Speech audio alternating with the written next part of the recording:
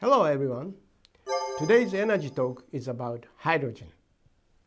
Hydrogen is often referred to with adjectives such as dream energy and the ultimate eco-energy, indicating the high expectations for hydrogen. In my opinion, the most important point when considering hydrogen is that it is a secondary energy. Fossil fuels such as oil, coal, and natural gas are primary energy. Primary energy is the energy that exists in nature and can be obtained by mining it. Renewable energy such as wind power, hydroelectric power using river current, and geothermal energy can also be considered primary energy. Secondary energy, on the other hand, is the energy produced by using primary energy. And a typical secondary energy is electricity. Since it is a manufactured product, the resulting product has different characteristics depending on the manufacturing method. Electricity produced from renewable energy sources such as wind, solar, and hydropower. Electricity produced by thermal power generation by burning fossil fuels. And electricity produced by nuclear power. Each of these has different generating costs, emit different amounts of CO2, and has a different image.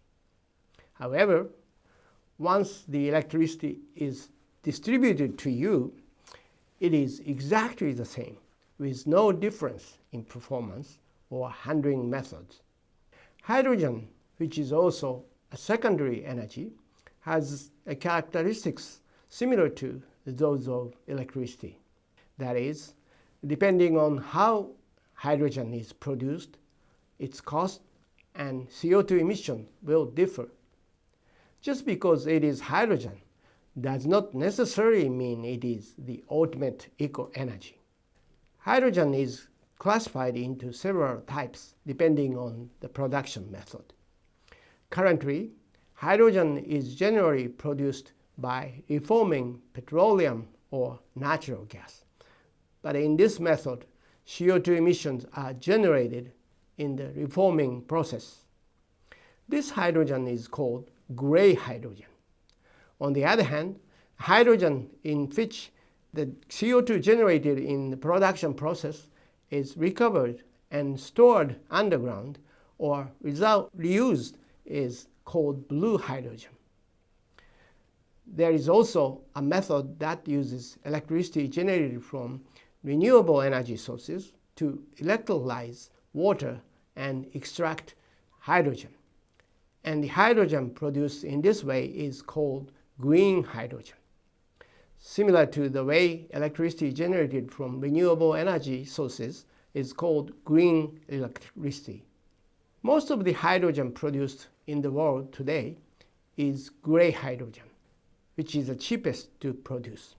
But CO2 capture and storage reuse to make blue hydrogen is still in the experimental stage and naturally more expensive. In the case of green hydrogen, too, there is no large-scale production yet in the world. To begin with, electricity generated from renewable energy sources is used for green hydrogen production instead of being used as it is. So a dedicated power generation facility must first be constructed to produce green hydrogen on a large scale.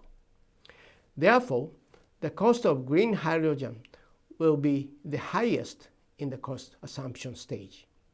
However, hydrogen was originally introduced as a dream energy to cope with global warming, so it would be meaningless unless it is blue hydrogen or green hydrogen.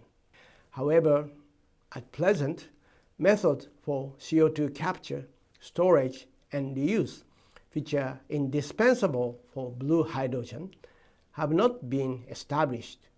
And it must be said that it is quite difficult to do so in Japan. And therefore, Japanese government is also focusing on green hydrogen. Well, so now let us consider green hydrogen. Again, green hydrogen is produced by electrolyzing water using electricity from renewable energy sources that do not emit CO2. Therefore, a large amount of renewable power is required. However, there is not enough renewable electric power in Japan to begin with. So a large amount of renewable electric power must be increased.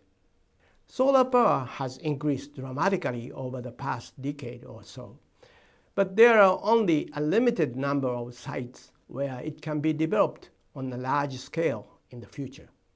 This is why there are high expectations for wind power, especially offshore wind power. But as we discussed in previous energy talks, this is not so easy to achieve. One promising approach to green hydrogen is to install large numbers of solar panels in the deserts of Australia and the Middle East. Use the electricity to produce hydrogen and then import hydrogen to Japan. Hydrogen is also very difficult to transport, so various methods are being explored. For example, converting hydrogen gas to liquefied hydrogen at cryogenic temperatures, or converting it to ammonia for transport, have been tested. However, both methods require energy for liquefaction, regasification, and the conversion process between ammonia and hydrogen, which increases cost and reduces energy efficiency. In addition, Japan's self-energy sufficiency rate will not improve as it will continue to rely on imports from abroad. As mentioned above, there are many challenges involved in the production and then transportation of green hydrogen, and these must be resolved in the future. However, I believe that there is one more major issue that remains to be solved. That is an issue related to how green hydrogen is used. In other words, in addition to production and then transportation, there is the issue of how to use green hydrogen on the demand side. I will discuss this issue in the next energy talk. That's all for today. Stay curious about energy. Thank you very much.